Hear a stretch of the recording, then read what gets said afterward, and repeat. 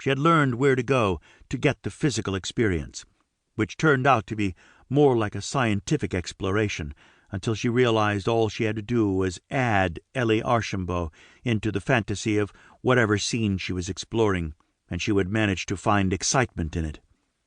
"Baby, can't you sleep?" Elie stirred, his voice a little husky with sleep. He didn't remove his hand from her breast. Instead, his thumb brushed along the lower curve, instantly causing every nerve ending to flare back to total awareness when her body had just begun to settle down.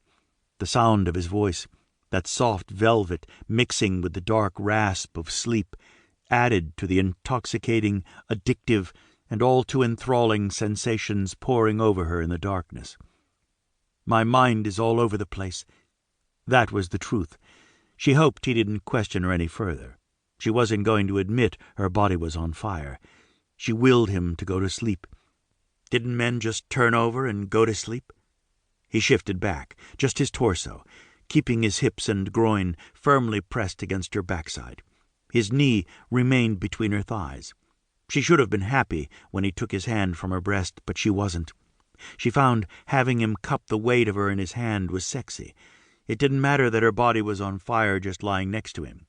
The feeling of her nipple pressed tightly into the center of his palm added to the flames burning between her legs, and she craved that feeling.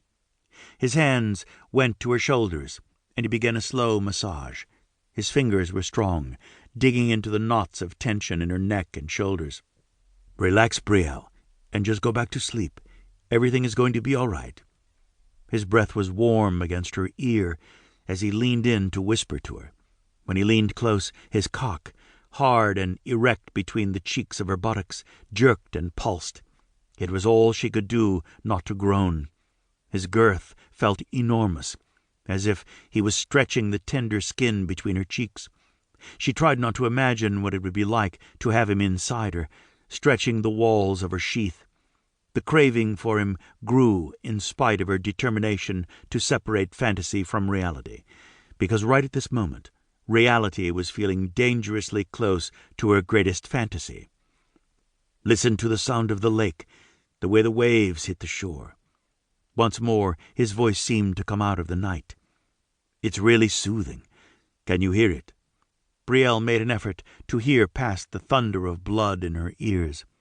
She pushed air through her lungs and made her body relax as she listened for the sounds he had pointed out to her. The lake. She knew his home was on a lake. He'd told her so as they drove into the large garage. He'd promised to show her the house and grounds in the morning. She was just too tired to take everything in. She knew he had boats and piers and docks and other things she knew little about, but that he said she would enjoy. The sounds of the waves lapping at the shore were soothing, rushing forward and receding, a rhythm that was peaceful there in the dark.